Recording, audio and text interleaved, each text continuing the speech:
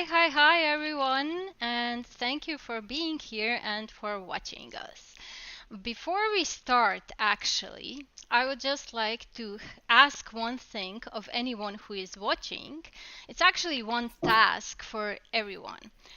I will say three Notion consultants walk into a bar, and your task is to actually write in the comments how this joke ends. Now, I will write my own ending. I will actually say it to everyone. But I do wonder what you think will happen if three Notion consultants would walk into a bar. So, hi once again. My name is Sanja Veletanlic, and I'm one of the three Notion consultants who didn't walk into a bar, but I did walk into a live stream today. And the other two Notion consultants who are with me today are Roxana and Hannes. So, hi and welcome, Roxana. Welcome, Hannes. I will not be introducing you because I feel like maybe it's the best if you both would introduce yourselves. So we can start with Roxana. What would you say? Who is Roxana? What do you do? Sure. So, hello everyone. For the people that don't know me, my name is Roxana Rodriguez. I'm a designer, illustrator, and also Notion consulting. So, what I do is I like to fix programs like workspaces, digital workspaces, and I like to think in system and how I can optimize processes. I really love that. It's for me, it's like a puzzle, trying to solve a puzzle that I really enjoy. So, yeah, that's me. Thanks. Hannes? Yeah. Hello. Thanks for having me, first of all. And yeah, I'm relatively new to the Notion consultancy space, but I'm not new to productivity and not new to Notion. So started back in 2018 with a bit of an on and off relationship. Um, we didn't see each other for 1-2 years, and back in 2022 I rediscovered Notion again, and since then I've been helping a lot of people in my network setting up Notion workspaces for themselves, optimizing workflows, and I figured, okay, makes sense to do this as a business because I enjoy doing it, and here we are talking about productivity, talking about Notion. So one of the two main things that I like to talk about most. So Cool. happy to be here. Thank you both for being here.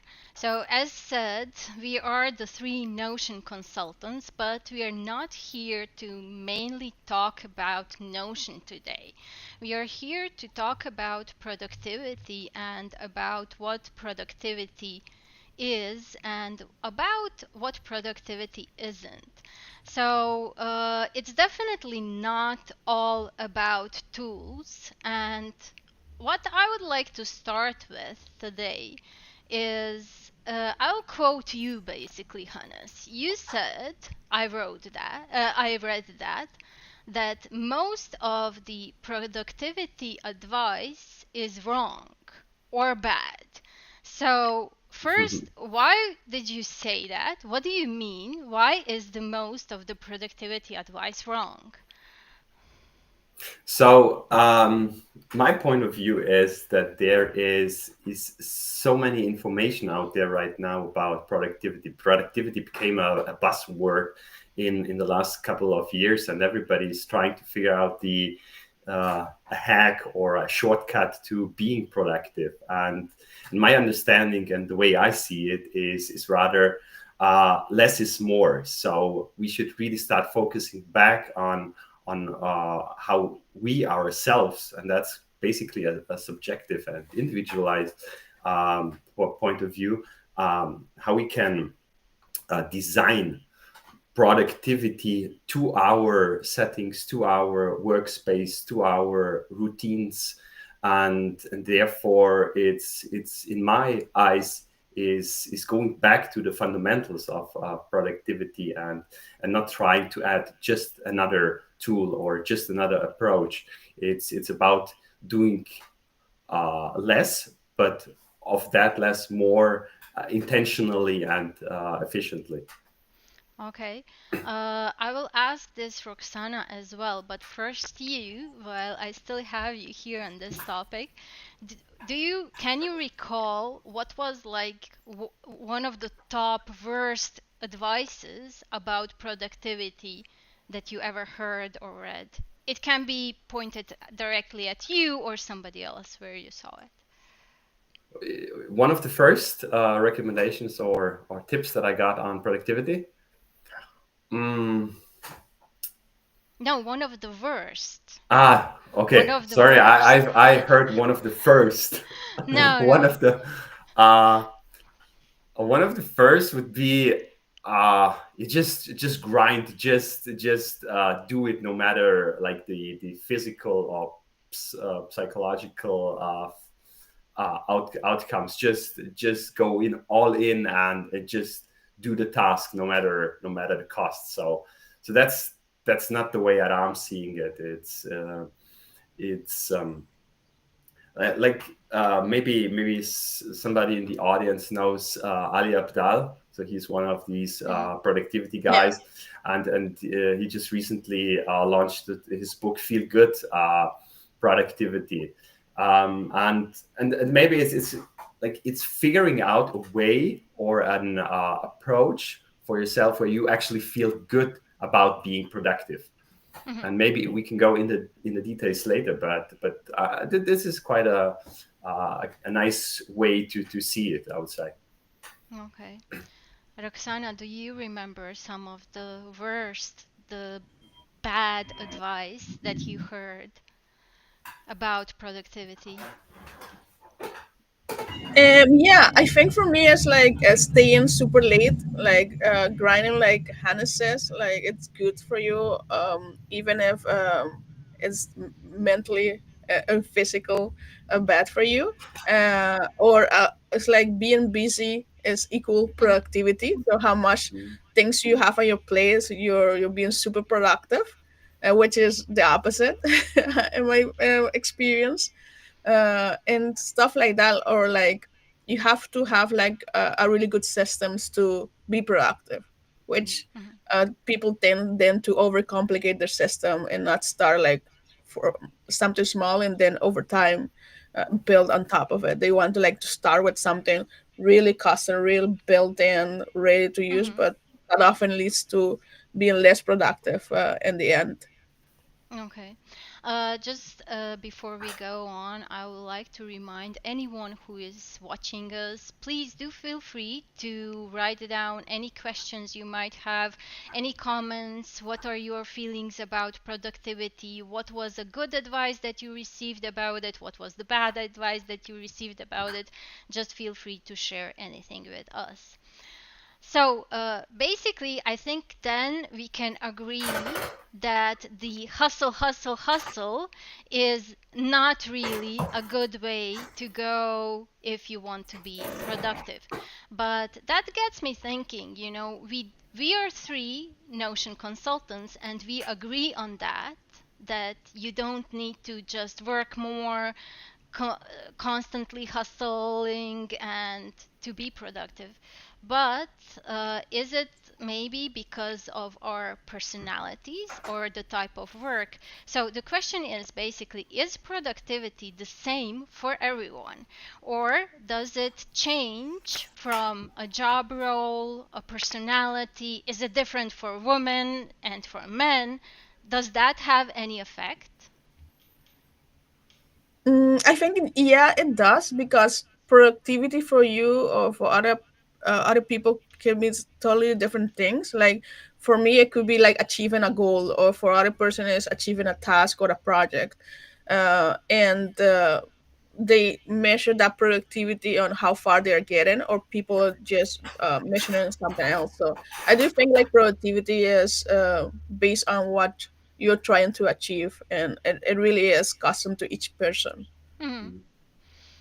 Yeah, I would Okay. say that like every one of us has made some professional experience in their lives, and when you're starting a job and starting with a new role, you kind of like um, try to learn, the systems, the like when you're in a company software, they have most of the times companies would have their own to-do tools.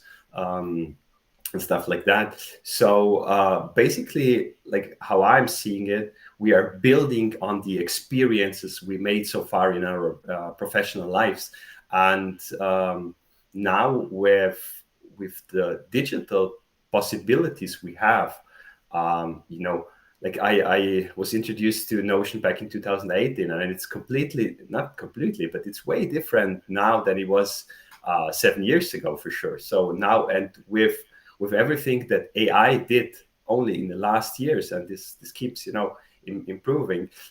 It's crazy what you can do, and I think that most people have some sort of understanding what productivity is based on their experiences, Mhm. but I think it's also the time where we need to fine tune it a bit more, and as Rosanna said, really customize it to the way that we Mhm. or that the one single person is needing it. Cool. You mentioned AI. I think we are now at the time that everything is changing. So, what do you think how AI is actually affecting productivity itself? I can go first. I think it really depends on the type of person you are. Because I do think in a way like AI can help you be so much productive, like getting insights of all the information that you have, like having a bunch of document and summarizing that will save you a lot of time and be more proactive. Mhm. But there could be times where you want to use AI and then you go on a rabbit hole because you want to figure out something and it goes all the way to other subject that you just miss the whole point that you started using AI in the first way. That could happen. That happens a lot of me sometimes in ChatGPT when I go into just to search something or ask something, and then I spend so much time because I went off topic. But in other cases, when you are very specific on the use case and the tools that you use that has AI, I think it's very helpful. I could give you an example. For example, this week, no, last week, I always do my documentation or screenshots on Miro, and I Mhm. love it. It's a whiteboard. You put screenshot and comments on the things that you want to improve or ask the clients and etc. And Miro has AI built in it, and I Mhm. started using it last week.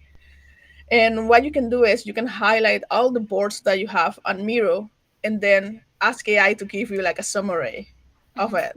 And that helps you a lot because you can create like a other document and start from there and then Yeah. build on top of it on your own. So for me that was like really good because it would save me a lot of time. But I can just put my all the information that I'm gathering and all my thoughts, and then make a quick auto summary and then build a top of it really quick. So that it has some pros and cons. So Yeah, definitely. I mean, I can think of just now, of like a dozen examples where just the AI summary, if we don't look any further, but just the AI summary where it made like a huge difference. I'll just share one. I've had a client who had a lot of ideas. And what he was doing in the past, whenever he had a new idea, he would just open up a new Google document. And he ended up with having like hundreds and hundreds of Google documents, and they were all named New Doc. So yeah, I mean, please don't laugh. This is a real person, and this is a successful person, actually, who is running a company. And he just, he just didn't have the time to think about where do I actually put this? How do I do it? So what we've done in the end is we just took all of those documents, put it in a database in Notion, and just extracted the AI summary. So at least, now when he opens the list, he can see what's inside. So that's Hmm. a huge thing. And the AI summary is just one small part of the whole story. But yeah, I think it's a great way of a great opportunity, but like any other tool depends on how are we going to use it. What are Hmm. your thoughts on this, Hannes? Yeah, I also see AI as a huge asset, and if you know how to use it and what to use it for, it's super beneficial. Like for example, talking specifically about Notion, the integrated Notion AI is game changing, and you can ex, explore or take so much information out of your existing data and every resource you put in. So it's incredible and connecting it. So that's one thing. But what I'm seeing is that there is so much offer on AI tools out there right now. So everybody is basically building something with AI, and there's so many different Hmm. use cases. So you might get at some point lost a bit, and it's really it gets difficult to um, yes to obtain the overview. So what I'm doing is, if I stumble upon a new tool that I find interesting, I'm collecting it in my tools database inside my Notion, and have it there. I have it categorized. I know what it is, what it can do. So I have a short description, and then when I'm seeing an reoccurring need for such a tool, I'm going to my database and explore what's in there already, and I'm not trying to go in depth on every single new AI tool I'm stumble upon it. It's just so time consuming, and Yeah. yeah. Yeah, I But don't it's think you can check out everything. no. Nobody has time for that. Honestly, what I'm doing at this moment is I'm just waiting for people who I trust to actually recommend something. And then when I hear multiple recommendations from people I trust on the same tool, then I will actually go Hmm. ahead and try it out. Okay, sometimes, you do go and just try something out just for the fun of it. But for example, with Softer, I'm sure you both know Hmm. about Softer. I heard about it when it was still very, very new, and I was kind of really busy then, and I just asked, did anyone else hear about it? There was not much talk about it then, and I let it just wait. And now I'm starting to really hear good feedback on it. So now I have it in my schedule, go and Hmm. test it. So Hmm. that's Makes how sense. I do it. Yeah, but that's I think that's a good approach and a good way to how to handle it. Um, and that brings me to another thing. So you mentioned scheduling. So that is that is one of the game changers that I think are super valuable. Talking about productivity, Hmm. it's when it's not in your calendar, it's likely never happening, and also for such things, it makes so much sense to really schedule a time for specific that exploration of that one specific AI tool. So Yeah. Yeah, I think most people are in this space also do the same. Like they cherish like having like a calendar with all their things, or book scheduling events for themselves, just like work on this or explore this, or they even go so far into put also their personal life as well. Like for me, I have like on my calendar every Saturday I go to the beach, and it's in Hmm. my calendar. So for me, my calendar is like everything. If it's not in the calendar, it doesn't happen. mm, I'm the But same. I have lunch in my calendar. I have Pilates in my calendar, every doctor's appointment, everything. Even now, I have a reminder in my calendar that tomorrow I have to go to the drugstore to pick up some medication. So, Yeah, because because the calendar is not only for work but for the whole thing, and to be productive, if also to be mindful of what you do and how do you stay focused, because you can be working on, you can schedule a call to a time to work on some things, but you forgot to mm, add like a meeting with a friend or something to help with your mother, and that can mm. disrupt your whole productivity for the whole day. Now you just reminded me. Before we actually agreed we will talk about productivity here today, I saw one post created by you, Roxana, and I'll just try to share it now. I hope everyone can see it. Oh, we can see also the chat now. That's wonderful. Hi to everyone who is watching. Sorry I didn't say hi before. Let us first go and check the comments now. Read AI for partnership calls. Yeah, that's a good one. Instead of taking notes during the call, you can actually focus on the conversation. I 100% agree. I use the Zoom companion, so as I use Zoom for meetings, so I use the Zoom AI companion also for meeting notes, and I'm super happy with it. And the first time that I saw that summary, I said, okay, I couldn't do this better. So this is done much better than I could actually do it manually. There's a question to Hannes. Do you see Notion more as a productivity tool for an individual, or do you recommend it as a teamwork project management tool? Yeah, it can definitely be both. So it's super powerful on an individual level and also super powerful when it comes to team collaboration and project management, as you mentioned. So it's what I or what we Notion consultants mean by custom built Notion workspaces is exactly that. So who is the client, who is the person or the team that needs this specific setup, and then you would go through the details on how to structure it, how the internal work flows are set, what kind of automations do you need, so that will give time for exploring what kind of workspace it needs to be eventually. So yeah, I said 100% both. Okay, cool. To go back now to Roxana, I will just shortly say hi to Marco and to Eman. Thank you for being here.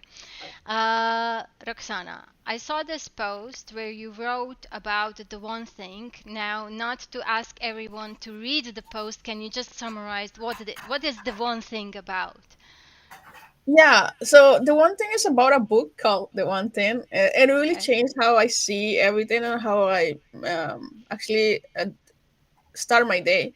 So the one thing is it has like a question that you ask every day, and the question is, what can I do? What's the one thing I can do that everything else will become easy or unnecessary?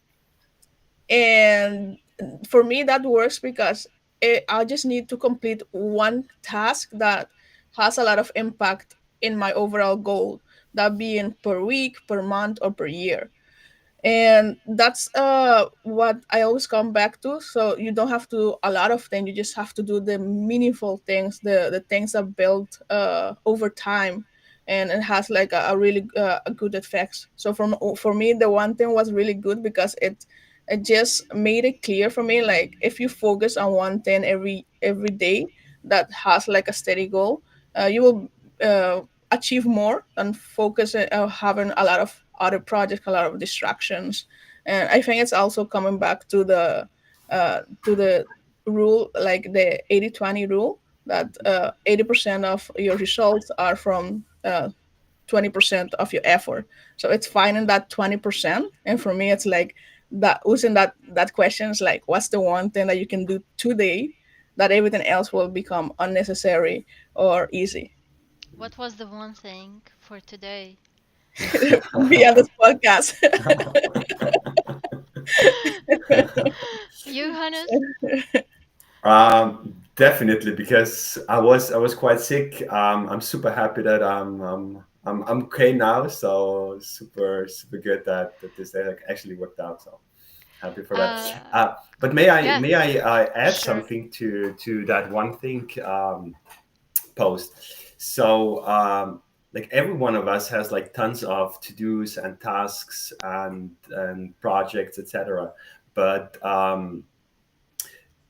these all these tasks are not necessarily don't necessarily have the same value. So I like to structure my tasks kind of like basically on a scale from 1 to 5, 5 being like high value tasks, one being low value tasks, and in between. And that basically also allows me a bit more to see which tasks are like if I'm executing on them, if I'm working on them, which allows um, to drive more progress towards my goals. So I think really having clarity about the value of the task is also something that I can recommend when we're talking about productivity.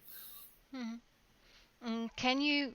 I mean, I understand this is different for everyone, Hmm. and your value number one and value that is rated like five will be different from mine or from Roxana's. Hmm. But just, I'm a person who needs examples.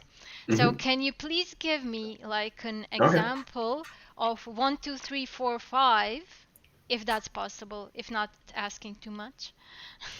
In the I'm spot. not sure if I can make it 1 to 5 all Okay, of at least them, but three. but Three. but yeah, okay, okay.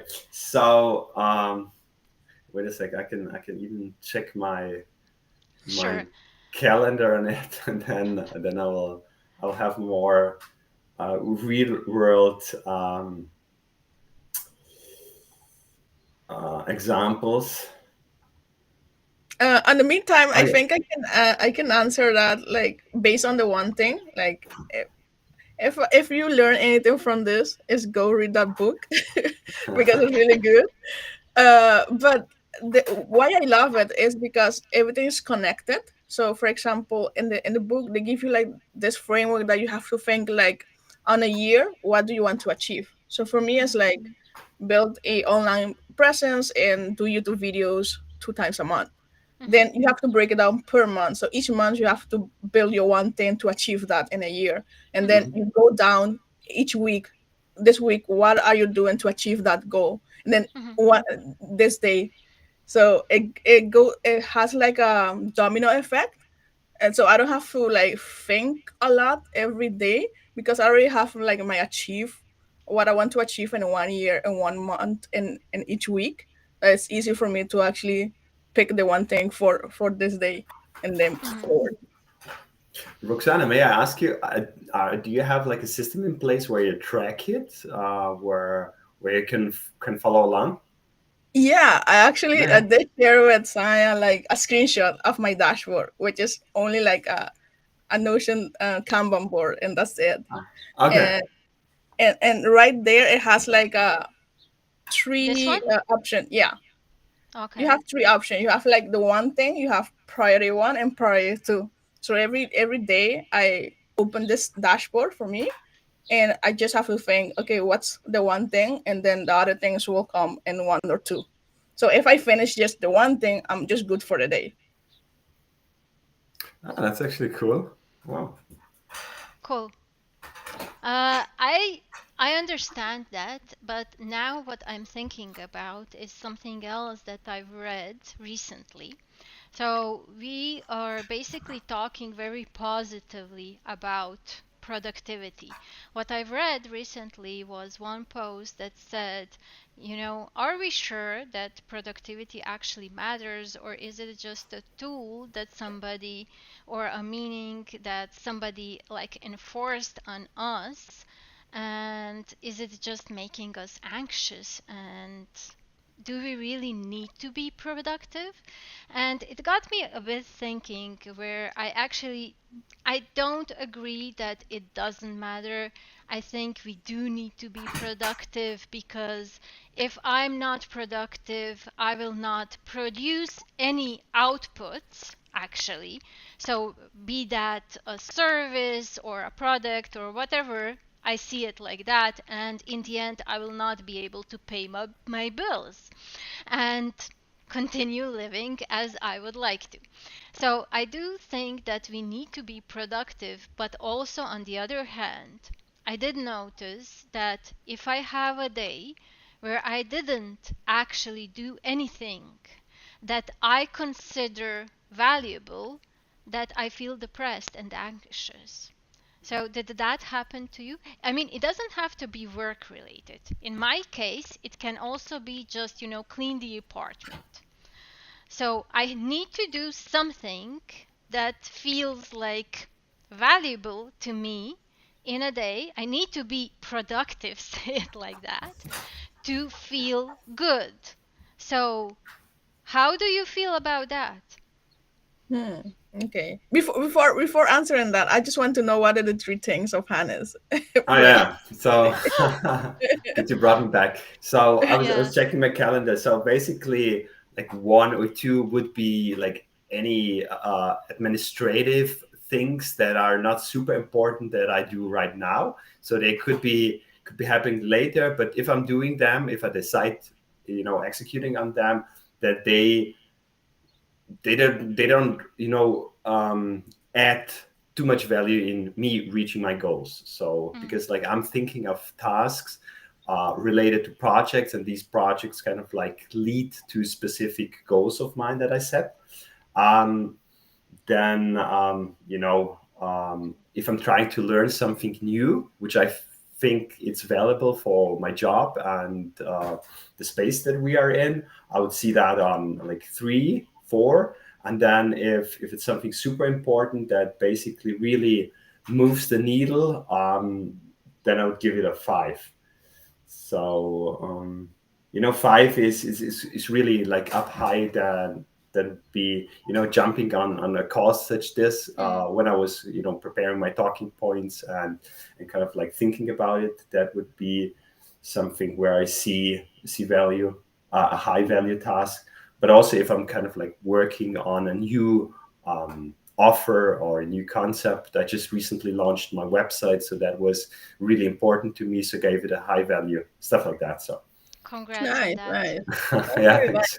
thanks. For I me, I really just liked it. Yeah. yeah. For me, I just keep it simple. One thing, and that's it. But coming back to your question about if I feel like bad if I don't do anything, Mm-hmm. no, I actually come to peace with it a long time ago. That being productive is also taking time off, like resting.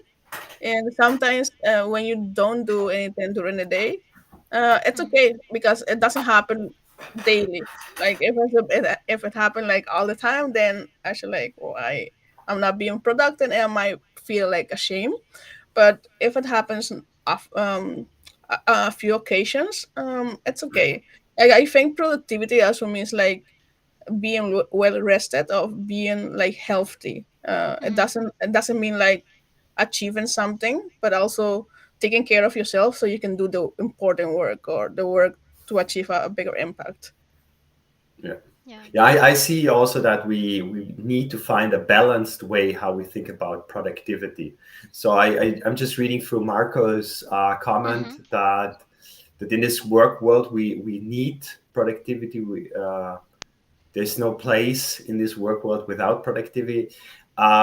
Like you can be productive by working like just a couple hours a day if you intentionally set your workspace, set your environment in a such a way that you can execute like really really good. So there's this concept from Cal Newport, the deep work, which I really find fascinating, which I'm trying to incorporate into my uh, working week as much as possible. It's so I'll just explain it a bit. So So it will become clear is you schedule your deep work session into your calendar. So it's max 4 hours, kind of like has mental reason, has like it can be more because we humans are not built in the sense that we can, work focused for so many hours. But if you set your system, set your task, set your environment in a way that allows you to execute in that time period, you're done for the day.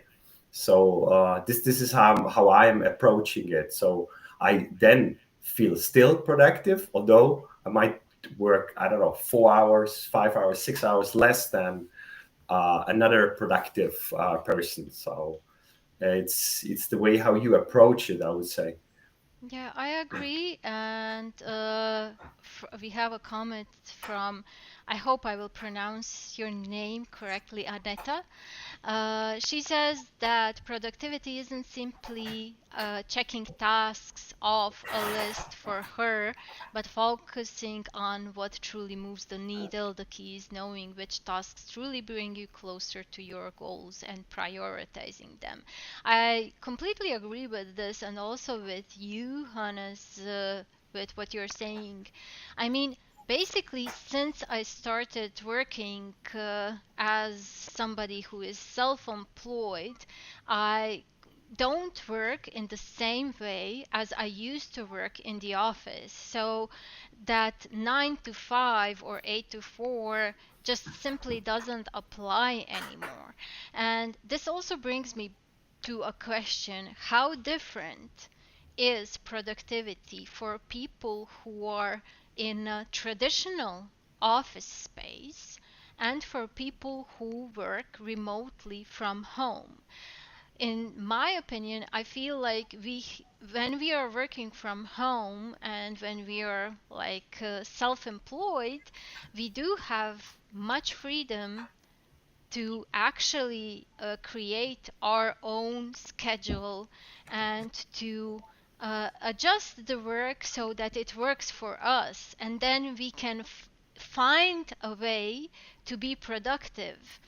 While when you're in an office environment, okay, that can also differ from company to company, but then you're basically needed to follow somebody else's ideas on what productivity is.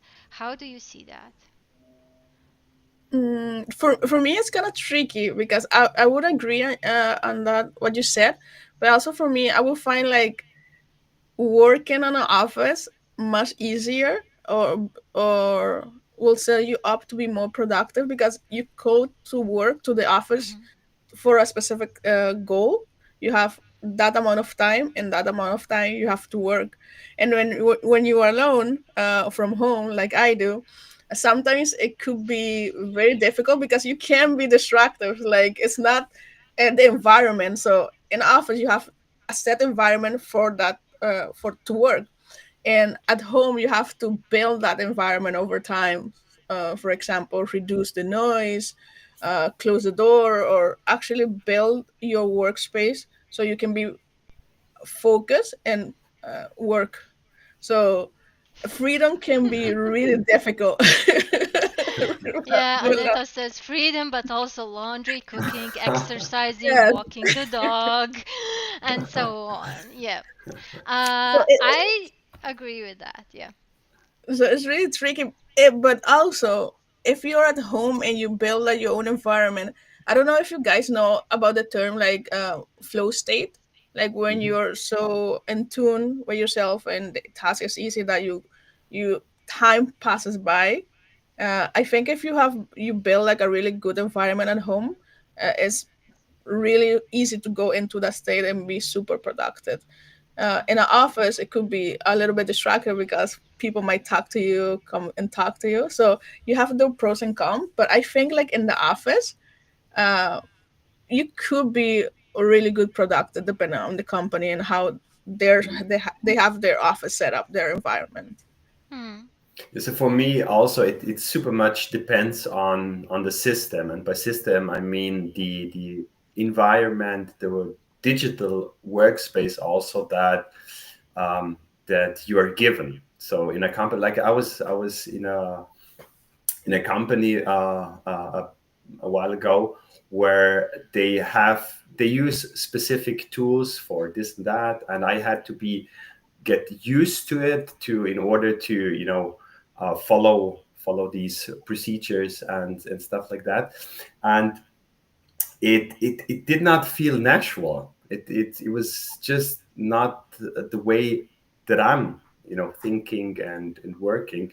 And for me, being self-employed, working from home, but with my own tools, it makes me way more productive than I've ever been in an office, I must say. Yeah.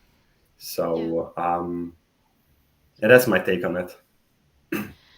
I would say that when I was working in the office, and I do have a fair share of years that I worked in the office, I probably was more productive if you would go and count the number of tasks that I have finished during the day. Mhm. But if we go and count the value of, and if we assess that of those tasks, then things that I'm able to actually produce when I'm in my own environment, those are much more valuable than those were in the office. But I understand it's not the same for everyone. So I'm just happy that I found my happy place to work. We have one comment. I will just display it here on screen, but before this one, just to shortly answer about what software I'm using here for this live stream, it's Restream. So, and if you're thinking about getting it, feel free to send me a DM and ask any questions about it. And I might even have a code for discount. So feel free to reach out. So here we have one comment. I still didn't read it completely. It's from Eman. One example relevant to productivity, I use Notion for documenting the outputs of my networking chats, learned lessons, and so on. It helps me track my personal growth and how my perspective evolves over time. When I revisit my notes, I can see how far, and the comment is cut here, but we see it here. I can see how far I've come and how different interactions have shaped my career path.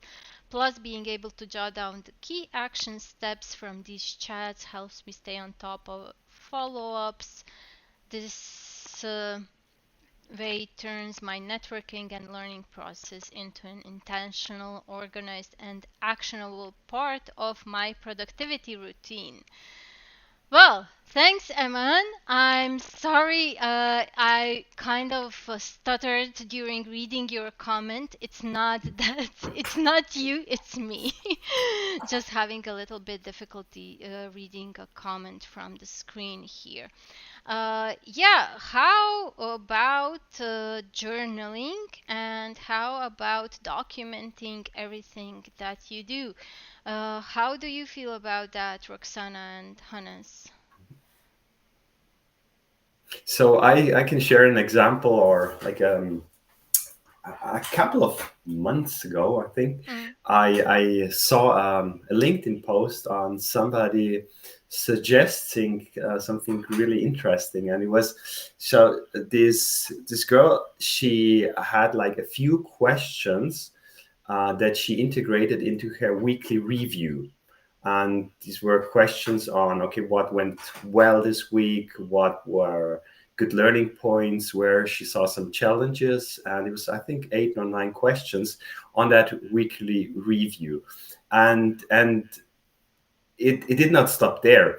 So she suggested to do that weekly, and then quarterly she would ask Notion AI. So it was all built in mm-hmm, Notion. She asked also Notion AI to take those weekly reviews for that quarter and analyze it and help her understand how she developed in that quarter. And I found it fascinating, and I set up something like this for myself, where I then also introduced not only that question that I Mhm. mentioned earlier, but also like I'm trying to get really involved in LinkedIn and also AI, and then I have that question in my weekly review as well, and I'm just coming to closer to that quarter review with the support of Notion AI, and I'm super curious to see where this what the AI will figure out on my development in that quarter. So that's really cool. And So, also one more tip that I can share, because this weekly review is super important, but sometimes I'm feeling like, okay, maybe I'm not doing it today. I always have it scheduled on Fridays. Maybe I'll just skip it to, or I'll reschedule it to first Saturday and then Sunday, and then what helps me is I'm just putting a timer, 7-8 minutes, and I'm not allowed to stop writing until the timer gets off, and that's super helpful, because then I'm kind of like just in the zone. I'm just doing the writing, and it's done within these 8, 9, 10 minutes, whatever number it is then. But that helps me then to get this done, and one more weekly review in the books. yeah. Yeah, Uh, yeah, for me it's kind of the same. Like I also have my routine in Notion. I think most people think Notion is really good for project management, but I think it's really shines in knowledge management and how you can get those insights of your knowledge. And with Notion AI, it's 10 times better. So I do also have like my weekly, monthly, and yearly review. So I do get the power in that. Because I also do like daily journal. For me, daily journal is more like a time for myself to just be um, with myself and just put my questions and my thoughts throughout the day. But also when I'm doing it in such a structure, you get like the benefits of also seeing like from time to time if I put like what went bad today, and I can track like for the whole month if it's the same thing. I was like, you stop, you think like, why is that? And that's really beautiful that you can do in Notion versus like a normal a notebook and pen and paper. You cannot do that. So I think that's why I like Notion so much, because you can be very specific and filter the information, so you can see like other things that happen that you might not be aware of. And with yeah. the what Emma said, like using Notion for like documentation and her learning and stuff like that, I also do it that way, and it's very powerful because you can then take action and try to be more productive in a way. Mm. Yeah, we said also before that it's not the same for everyone, but sometimes I really feel like I'm the only Notion user who is not journaling or writing personal reviews. Maybe after today's call, you will start doing it. I don't think so. No, You it's have to just not enjoy for it, I me. It's think. just not for me. But I've heard so many people really enjoy it. It's like, it's like watching people drink Coke, and it's like a commercial and everyone is so enjoying it, and then you try it and it's just like. So it's definitely not the same for everyone. But now, this brings me to another question. Are you tracking your time? No. I am like I'm basically like I used to work in a consultancy firm before I started my own. So we had to track like down to 15 minutes, Hmm. and this is what I keep doing, and it's really cool. So I have it categorized. I know like which parts or which category it falls in. I have I know like my weekly hours. and it's yeah, and then you also knew it needed to, then go back to the client and report on that. So it's a habit that stick, and I'm still doing it, and that's cool. For me, it's really, really difficult to track time. Like, I didn't get in that habit, so I don't come from that background of work. And I tried almost everything. Like, I tried a app called Timely app that tracks in the background what you're doing, and then put it on, and you just have to, at the end of the day, put it in the timeline and everything, and it does most of the work for you. But there are times like I just forget to do it, and that forgives. I really try, but I couldn't. Like, I'm trying to do time management again, but it's really difficult. Even though there are some fancy apps that do most of the work for you, I think it's the type of person you are. Like, some people maybe they're not good at time or time tracking, so I will count myself in that bucket. Yeah.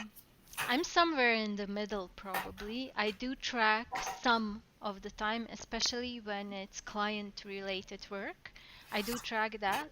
But when it's something that I'm doing, for example, like preparing for this live show, I don't want to track that because in the end, I think I really don't want to know how much time I've spent because I know it's a lot, but it's something that is making me happy at the moment. So I don't want to put like a label on it. Mhm. When I will feel like, I'm spending too much time on it, then I will just stop or reduce the amount of time being spent on it. So I kind of do track time, but not for everything. I Mhm. do know some people who track basically, let's say, every second, and they categorize it very detailed, and they then also do some analysis on a weekly basis or a monthly basis. I've spent so much time on this, and then this means that I need to reduce this, and they do actually have some results based on that data. But I really think it depends on what kind of a personality you are, and also what kind of work you're doing, and as we already said, what are your goals in the end. Mhm. Yeah, and the effort as well. Like, how much effort are you putting to do that time tracking? Uh, Yeah. Yeah. I mean, for somebody, it's probably not too much effort, like for you, journaling or yeah, writing reviews, it's not, you don't see it as an effort. You see it as something you actually enjoy doing and something that you're looking forward to the yeah. results in a week or a month that will come. For me, it is an effort and point blank. So Um, we're all different and if we have the opportunity to discover what really works for us, I think that's the best thing that Mhm. can happen to us. We said today that we will talk about productivity in terms of time management, habits, and tools. How much do you think you have built your habits intentionally, or were they built just, alongside as you were living and working? So I can share a bit on that. So I don't know if that makes me a super nerd, but the truth is that I'm very precisely also tracking my habits. So I have like a home base dashboard where like most of my things come together, and I have like check boxes where I really uh, every evening go through that habits and through the things that are important to me and see if I've done it. So there is a few example I can share. Um, Wait a second, just opening it up.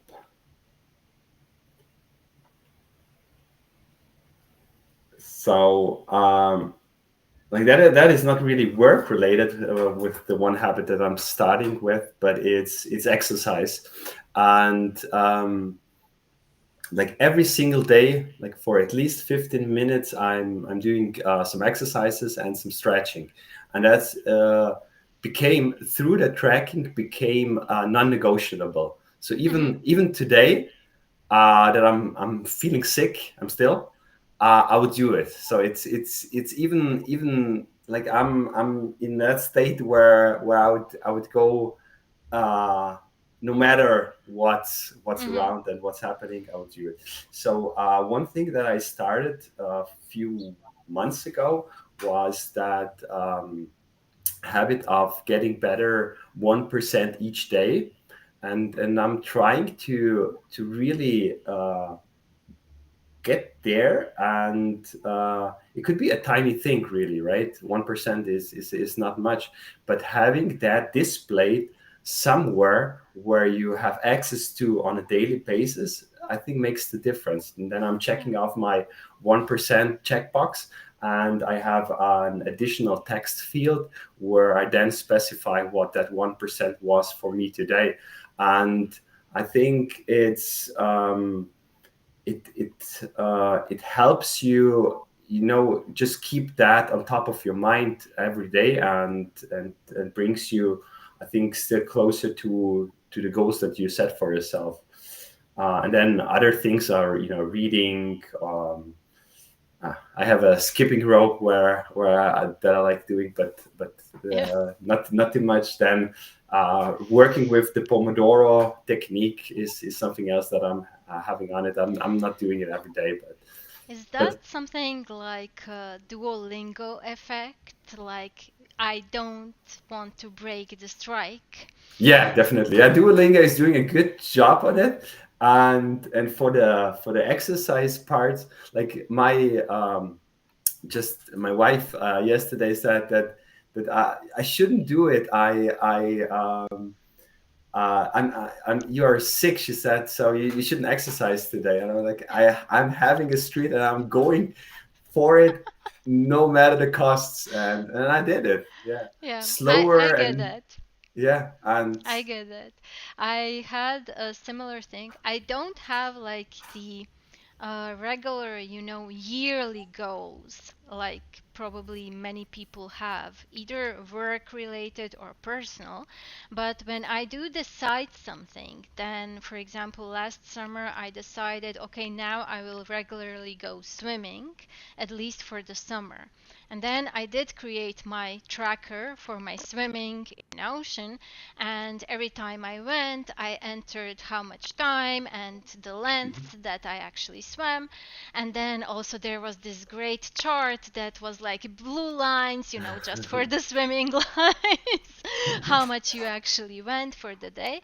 And that is really that I think it's nice for me that when something is really important, then I do track it, but I don't want to overdo it and keep tracking everything at the all time. Mhm. So Yeah, I yeah. think people sometimes feel, like, oh, you're tracking this. Well, you don't have to track everything that somebody else is actually tracking. Mhm. Just try to track something that is actually important for you at this moment, or you think it will be important in some time. Yeah, I 100% agree with you on that. Like, this might sound really stupid, but I started tracking my water intake this year. Hmm. And most people don't do that. But for me, it was because I literally felt like I sometimes forget to drink water. And I become a really dehydrated. So I was like, I should change that this year. So measuring like how much water you drink a day might sound silly to some people, but for Yeah. me it's something like I need to do it for healthy Mhm. reasons. So for me it makes sense to track those type that thing. So yeah, it definitely like it's what are you tracking, and is it really making an impact, or do you have a goal because of the thing that you're tracking? Mm. If you're tracking just for fun, or it doesn't have any input, I think then it kind of you have to think if it makes sense or not to do it. Yeah, I Yeah, but agree. what we can see here is that there's so many different use cases for tracking, but it's really powerful and useful, and as said, like for me, the exercise part, it became non-negotiable, and I like, but my body needs it, and I cannot, I would not have one day where I'm not doing it, no matter the streak, but it's yeah, it Oh, really helps me. and something I think we haven't talked about is I don't know if you guys know the term like gamification, like making Hmm. things fun. Hmm. I think tracking and productivity, it does a lot of inspiration on that. You can take a lot of input Hmm. from gamification, like for example, what you were saying about Duolingo, that striking thing, that the streak thing, that comes from gamifying your learning Hmm. Yeah. experience, trying to learn a language. And I try to do that all the time in my workspace. For example, I have been each week I can see like how much percent I'm drinking water for me. So that for me it's kind of a little fun to do because then I can see, huh, I have this amount of percent. So for Yeah. me it makes it like a little bit fun to do it. So I try to do that on the things that I'm tracking, and they might seem boring at first because it is boring to track water every day. So I have to find like ways to make it fun for me to actually Hmm. keep doing it till it becomes a habit that I don't have to think about it because it's already like a Mm. muscle memory that I just track my water intake and it's done. Cool. Yeah, those progress bars are a really nice thing for many different cases. Yeah. But it can be different, depending on what you're working on. For example, I think we are all on LinkedIn and we all try to be consistent on LinkedIn. So I don't have like a progress Hmm. bar for that, but I do have a calendar view. And all I need is one part of a second just to overview that Hmm. calendar view to see, am I doing good or am not doing good? Because you can instantly see is it empty or full. So there are different ways to go about it. But yeah, what else did we forget to talk about today? Did how well are we doing on our progress bar about talking about productivity today here? So we didn't track it actually, so I don't have a checkbox for everything that we were supposed to cover, but we are slowly now approaching the end of the conversation. But before we do end it, I would really like to thank anyone who joined us today and left a comment. Eman, Aneta, whoever else was here, Mark, I still remember the name.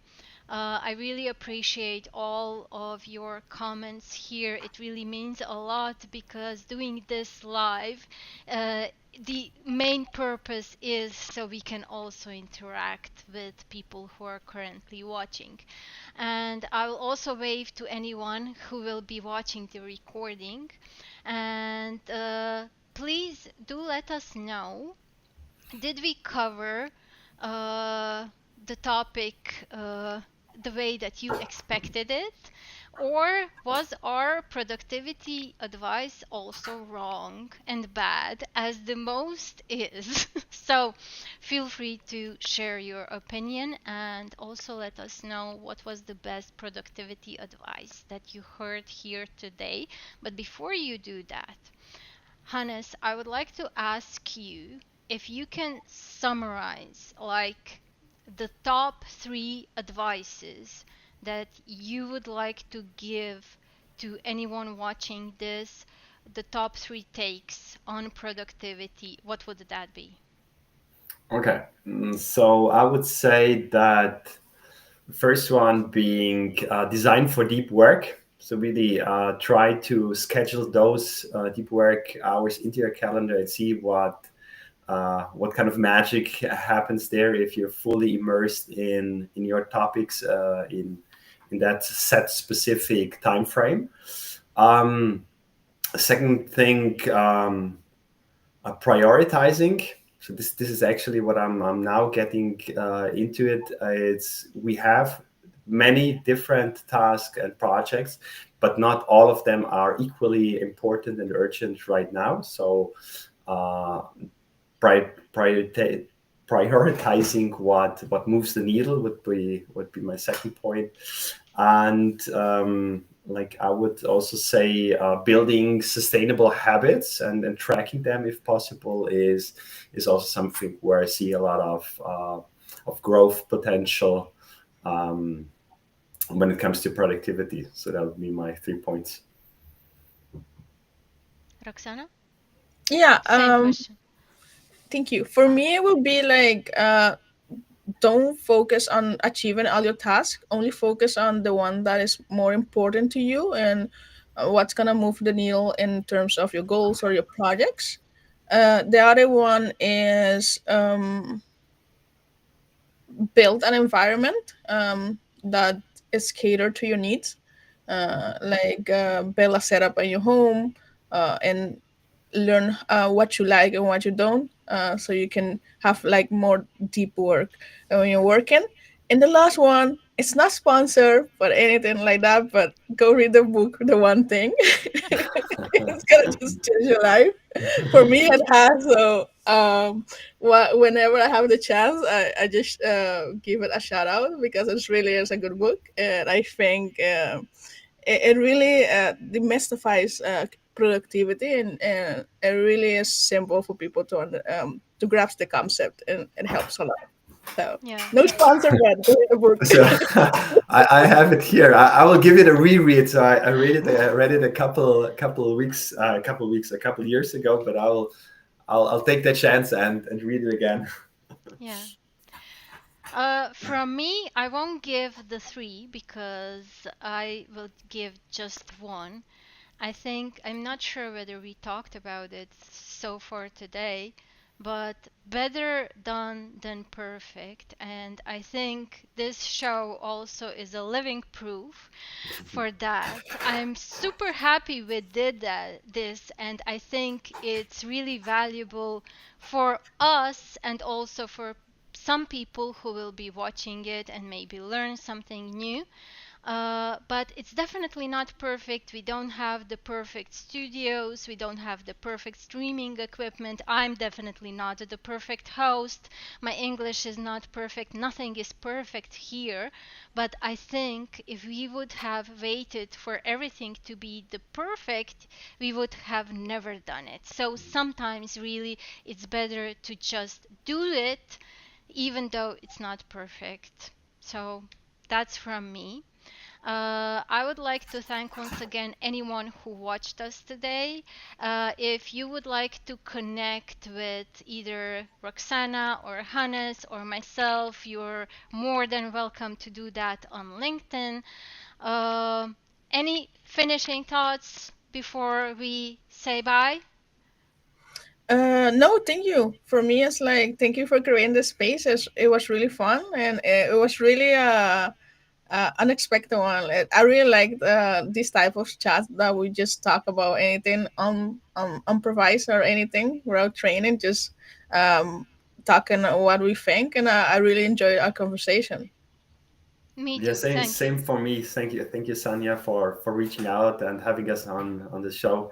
So very much enjoyed it, and I'm happy that we did it. Me too.